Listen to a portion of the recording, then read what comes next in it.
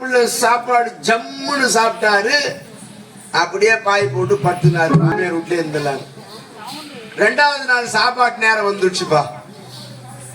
மாமியார் என்ன நினைச்சாங்க, மரும்புள்ள போயிடுவாருன்னு நினைச்சாங்க. போன பாடு இல்ல, சாப்பாட்டு நேரம் வந்துடுச்சு.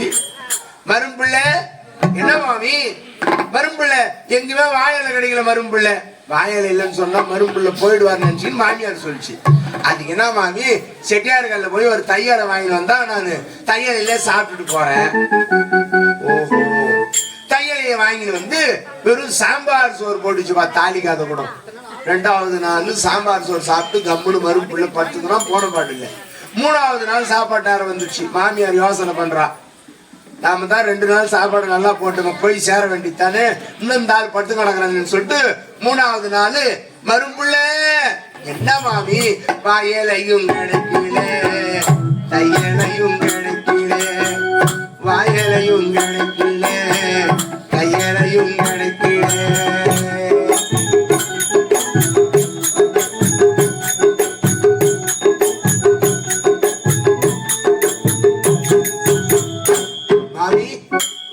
மாமி கஷ்டப்படுறீங்க, எனக்கு வாயலையும் வேணாம் மாமி, தையலையும் வேணாம் மாமி, வாயலையும் வேணாம் மாமி, தையலையும் வேணாம் மாமி, கையில தான் போடுங்க மாமி.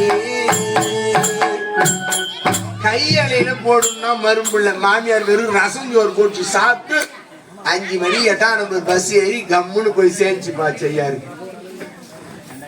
இந்த மாதிரி இருந்தா என்ன பண்றது? ஆனால் இந்த தூர்வாச